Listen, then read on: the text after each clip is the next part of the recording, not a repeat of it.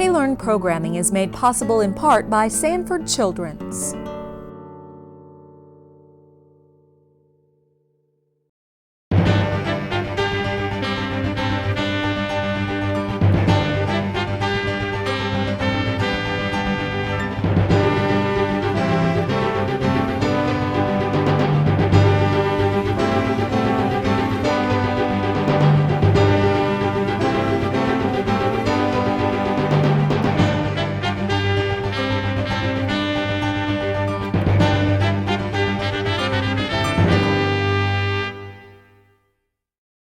Hello and welcome to this final edition of the School Zone for the 2006-2007 school year. I am your host, Andrew Devaney. Tonight we begin this journey into the School Zone with an interview with the 2007 Sioux Falls Dr. John Harris Teacher of the Year. Dr. Sharon Andrews will share her thoughts on being named Teacher of the Year. Finally, her students, along with their parents and the community, benefit from learning experiences such as Colonial Day, Literature Circle, Town Council, and Cerebral Celebration Week. It is my extreme honor to congratulate Sharon Andrews as the 2007 Dr. W. Harris Teacher of the Year.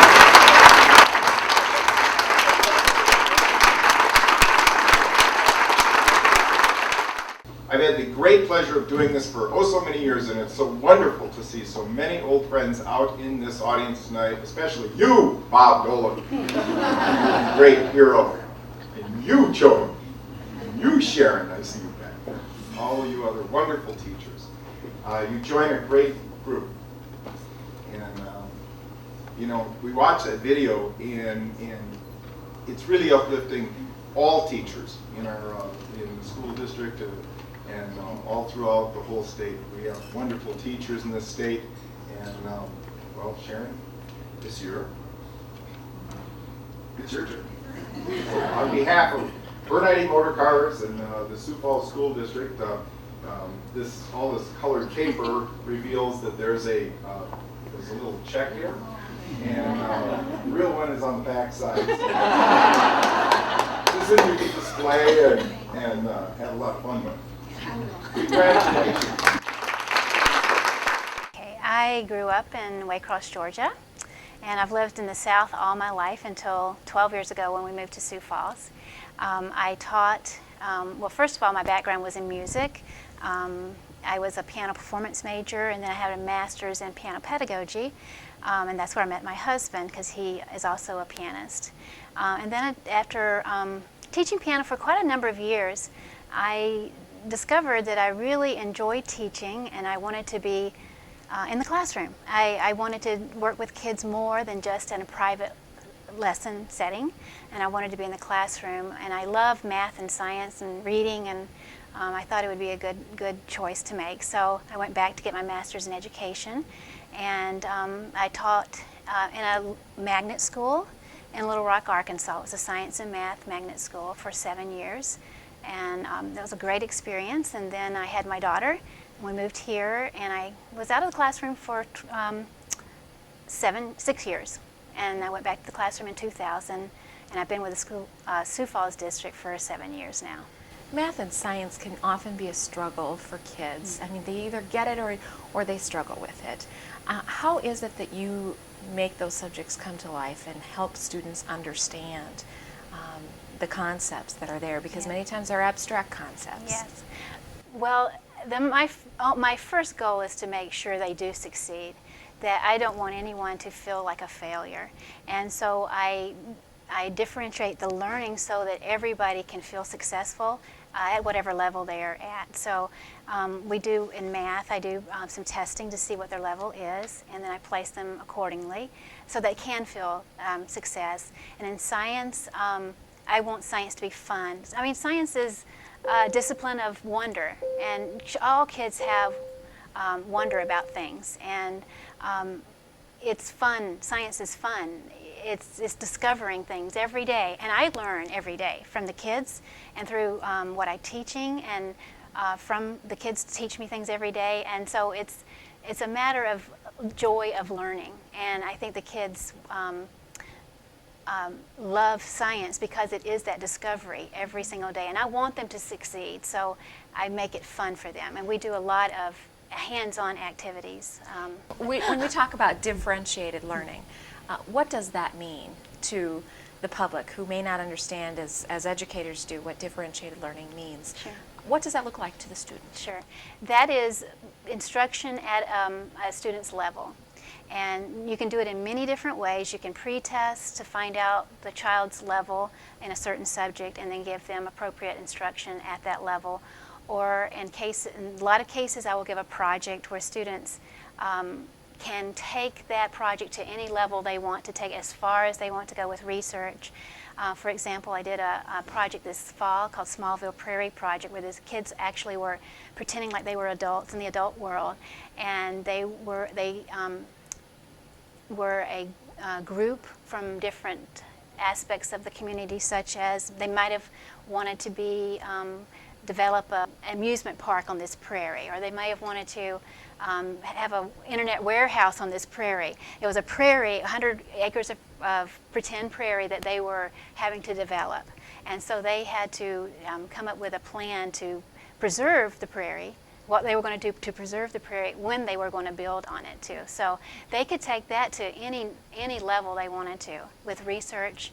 And to me, that's what differentiated instruction is, making the instruction appropriate for every child and making every child feel successful at that level.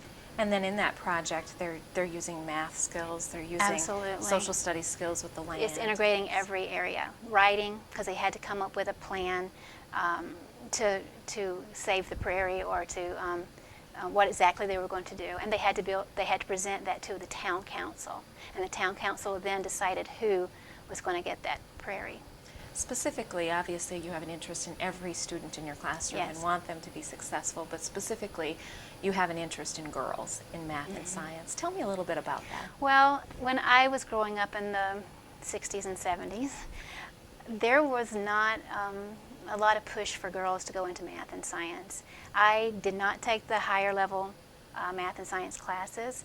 I wish I had felt comfortable doing that. And I think still to this day, research shows that girls do not, some girls do, but there are girls that do not feel comfortable entering those physics and chemistry classes and those higher level math classes. So I want these girls to feel comfortable with that. And I'm teaching physics right now in my science classroom, and I'm telling them this is physics, and it's fun, and it's interesting, and it's not difficult. And I've taught chemistry in my science classes, and we're doing algebra, and I tell them that it's algebra and chemistry. So and these are fifth graders. Yes, yes, and so they can remember that when they get to high school and think, you know what, that was fun. I can do this. I can do this. Beyond the students in your classroom, the Challenge Center is unique in the fact that it does push students and take students to a higher level. Mm-hmm. What do you like about this environment, and how does your teaching fit into this environment so well? I think that should be the case in every classroom. Every teacher should allow and challenge kids to go as far as they would like to go and to meet their highest expectations. And when I taught in the regular classroom, this was no different from when I taught in the regular classroom. I still did differentiated learning with testing kids to find out their levels and challenging at their own levels. So it was no different from any other classroom, except these are high ability learners. And I still differentiate because there's still many different levels in my classroom. I have kids who are reading at high school, college level, and then some that are just reading 5th or 6th grade level.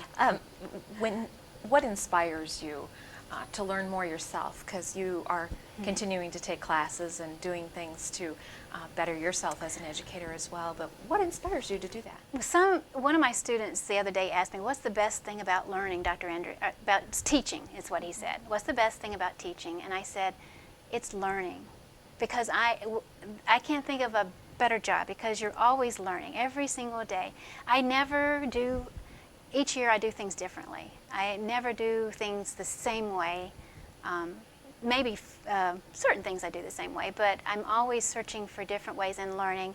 And that's just the best thing about teaching, because it's so dynamic. It's not ever the same way. It's always changing, and the world is changing. and we have to be aware of that and be ready for that. And so that's the way the kids should be. I mean, they're in this changing world, and they need to be learning all the time and have a joy for learning too. You say your goal is to not only teach, but to facilitate learning that lasts. Part of that, I assume, is that discovery piece That's that you right. want kids to connect with. Explain a little That's bit more right. on that. That's right. First of all, it's the critical thinking and the higher level thinking as well. You will rarely see me in the front of the room lecturing. I mean, there are times when I do have to do some of that, but I always have the kids talking to each other, discussing things, and doing. Children learn by doing, not by someone in the front of the room talking to them. They remember more if they do it. And so that's why I say I'm a facilitator, because you won't see me at the front of the room very often. I'm always running around listening to conversations and asking questions of the students. What do you hope it is that your kids will leave with for the summer this year and for the next several summers after that? What is it that you hope that they'll leave with from your classroom? Just the joy, the pure joy of learning. I hope they will continue to want to learn and read and research. We do a lot of research, and they love it right now, and sometimes in middle school they tend to lose that joy of learning, and that's what I hope for my students, is they will always have that joy for learning. Walmart and Sam's Company annually honor a teacher in our community with their Teacher of the Year program. This year's Walmart Teacher of the Year is Tanya Gullickson, an early childhood teacher at Hayward Elementary. How are you all today? Do you know Miss Gullickson? She used to be a student, and she used to have to sit on the gym floor too. And Miss Gullickson didn't stop being a student for many, many years. She kept going to school so she could come back and teach you kids a lot of stuff. Does she do that every day? She does, doesn't she? And she kept going to school and going to school and going to school, and then she'd come back and she'd teach other teachers and kids everything that she knew. Well, because she's such a good student and such a good teacher, we decided to ask her if she would be our Walmart Teacher of the Year. Do you think that's a good idea?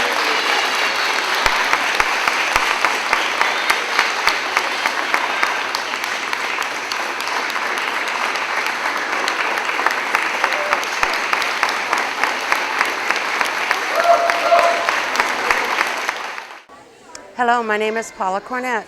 I'm the Community Involvement Coordinator for the Walmart store on Louise Avenue. We're here at Hayward Elementary School to honor a very special teacher, Tanya Erickson. She was nominated by a parent, and we had approximately 40 nominations for our Teacher of the Year program. Walmart is a very strong believer in education, supporting schools, supporting teachers. Since 1995, we've had this program called Teacher of the Year. And every Walmart and Sam's Club in the country has a Walmart Teacher of the Year that they select from the nominations we received. Well, Miss Gullickson from Hayward Elementary School was our winner this year. So we brought her a $1,000 check to spend in her school, a $100 gift card for her classroom. We brought her some flowers for her garden and a corsage to wear, and even a very special Walmart shirt that says Teacher of the Year.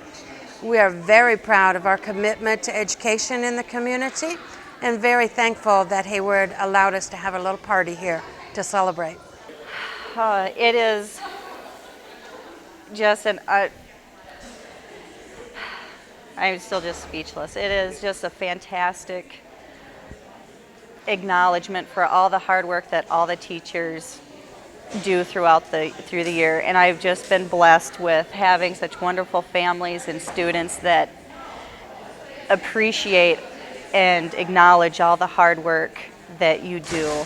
And I wish all the teachers could have a moment like this, because all the teachers that I work here with Hayward work so hard. So it's just a wonderful time to just celebrate everyone's hard work. I teach early childhood special ed. My kids are 3 to 5s with autism and special needs and developmental delays. So watching their progress is just fantastic, and you cherish every little step that they make because it is, for them it's huge. So we look for the process and not the product, and because all those little steps that they make just is for the whole greater good and goal of them growing and developing as a child and student and person. I want them to know that I truly care about them and that they are my it for me, and that they can leave, that I can leave knowing that I make their lives a little bit better today. Our next journey into the school zone takes us to Roosevelt High School, where we will visit the ESL immersion program. We will see how students with limited English are learning how to read. My name is Teresa Kishali, and I am from Central Africa, originally from Congo, the Republic Democratic of Congo in Central Africa. This is a class of students who just came to the United States not long ago.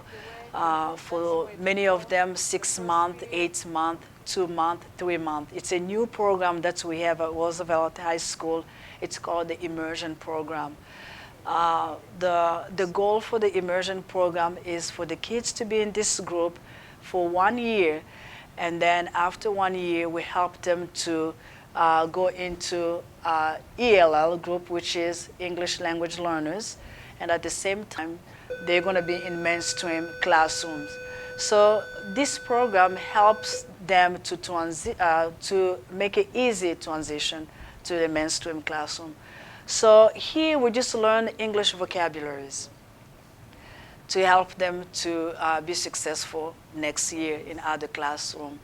But I also, the English language that we learn, it's not just the English, we also learn social studies vocabularies, science vocabulary for them to be successful next year. But the key for this group is for them just to learn the techniques or the strategies that they need in order to be good readers, so they can comprehend classroom material. Today, we are going to be reviewing our learning strategies that we have learned since the beginning of the year. And before we do that, I want you to know that today we're going to be learning about the new strategies, personalized. That's the new strategy for today. Let's talk about the story first, Grandmother Chu. And as you read the story, what I want is just to summarize a little bit about the story. What is the story that you just read about? What is the story about? What is the story? Yes. About grandmother, she lives her country in China. Okay. A grandmother who lives the country China and the grandmother, granddaughter, she went to, her grandmother is going to meet school. The grandmother wants to go to school. How does she feel about going to school? She feels so sad because she's English knows not very good. So she feels bad because her English is not good. She is sad. Now let's personalize this story. Do you have your grandmother here? Now you all came from different countries. You have about the same story as grandmother and her granddaughter because of the English. How did you feel for the first time to come to school, and how are you feeling now? Okay, you remember from your first day of school, now you guys came maybe 6 months ago, 2 months ago, a week, 3 weeks ago. So tell me about your feelings. When I come to school, I feel even people. I'm afraid people. You were afraid of people? Yeah. I have 2 girls who never been in school before. So this is their first time not to be in school in the United States, but in their country, they were not in school just because girls, the school was not that important for girls. So the first time for them, they came with no background at all. So we have to build, it's like building everything. We need to teach them school talk. That's what I tell them. In order for them to succeed in school, they need to learn the rules of school. They need to learn the languages that they need for them to be successful. So reading strategy is the key. I also focus in making connection and the things that they really already know, the things that they can understand, and then they can personalize, and then with that they can be able to talk about. So, which is learning English is very complex. It's a very complex process because it involves speaking in a public. And most of the kids are not comfortable speaking. But if we have stories that can connect with their personal experience, then you can have them say something. They can explain, they can connect to their personal life. So I really focus on that. Finally tonight, we look at the graphic arts program at Lincoln High School. These students had a special showing of their work at the Siouxland Libraries. Let's learn more about how they create this artwork. I have a strong interest in cartooning. I think it's very academic, and there's a lot that you can teach with that. You can teach perspective, you can teach body proportion, you can go over just the fact that cartooning is simplifying, so it's almost an abstraction of realism.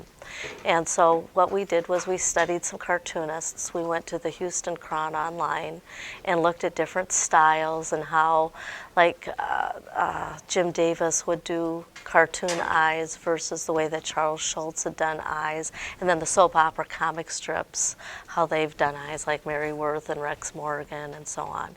And then we worked a little bit on just facial expressions, and students had to come up with 20 different kinds of facial expressions and the range of them, because you can be mildly happy to ecstatic.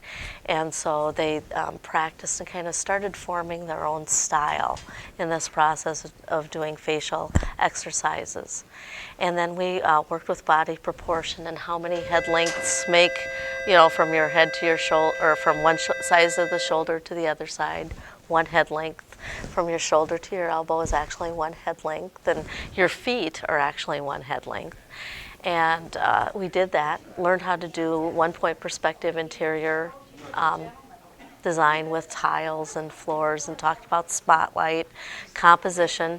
Then we studied caricatures, like Tom Richmond from Minneapolis, and he does caricatures for Mad Magazine and has been in Sioux Falls a couple of times, and so we studied his style and then started brainstorming who would be good caricatures to do, and it would usually be people with very strong personalities like Jack Nicholson, Donald Trump, Paris Hilton, Jay Leno, people like that. And so then the students worked up rough drafts, and this took quite a bit of time. And then we did ink drawings once that got approved. We looked at body proportion, we looked at perspective, and when everything was okay, then we inked and we scanned, and then we did digital manipulation with that. Well, it seems like quite a process. How much has computers changed how you do caricatures? Oh my goodness, a lot of the caricatures that you see like in Mad Magazine, what he does is the same process that we did. He works things up, except that he like will scan the rough draft and then submit that for approval, then he'll tweak whatever they ask that they change, and then he rescans. Whereas here we just went straight to the good part. But computers has definitely revolutionized cartooning. Where you used to have black and white comic strips every day, like even in the Argus Leader, now they're color. There's someone that sits and they hire colorists that just sit at Photoshop or Illustrator and color the line drawings. Can you tell us a little bit about the display down at the library? Oh, absolutely. How that came about was when May 5th is a National Cartoonist Day, and there's a group of local cartoonists in town, and I got to be one of them, and I said, I'd sure like some of my student work up on that exhibit. Oh, well, that's all nice and well and good, and I said, no, seriously, and I sent some examples of what my students did. Got this email back, those are really good. And so then he said, we'll find a spot for you. And so the public library's been wanting to get involved with getting student artwork in the public schools involved, and they were just ecstatic over this idea. We sent them some examples and got back, oh, these are really good, and that's kind of how that all came to be. My name is Dylan Moberg. I'm in 9th grade, and the character that I drew was Zach Braff, and I drew him because he's my favorite actor from his movie Garden State and the TV show Scrubs. And at first it was kind of hard drawing him to get the facial expressions right, and the way the background kind of blends with his shirt. I had to make a shadow so it just didn't look all two-dimensional. I'm Max Backrack. I'm a junior, and I drew a caricature of Donald Trump, and it's of him pointing, doing his "you're fired" thing, and I had a lot of trouble with the lip at first, just in his mouth shape, because you don't want to make it look too comical. You want to make him really angry, but the thing he does with his lip is pretty comical. So, I don't know. It took quite a few tries of drawing it out before I got a reasonable one which could be scanned. I'm Jeff Nord, and I did a caricature of my brother Peter. At first it was quite hard to do because I'm not the drawing type. I like to do the coloring inside Photoshop. Photoshop is basically a picture editing program that allows you to color and distort the picture in any way you want. I'm Jamie. I'm 16. I'm a sophomore at Lincoln, and I did a caricature of Sinister Gates from the band Avenged Sevenfold because he's an incredible guitarist. At first, we started out drawing it, then we outlined it in black ink and scanned it into the computer. We used the photo imaging program Photoshop 5.5 to do it. Photoshop is not just a photo editing program. You can animate things and do more than just change it picture from black and white.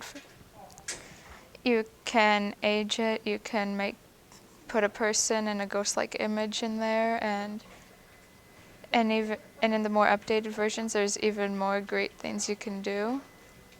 That is all for this year's Journey into the School Zone. Join us again next school year when we will once again journey into the school zone. Good night.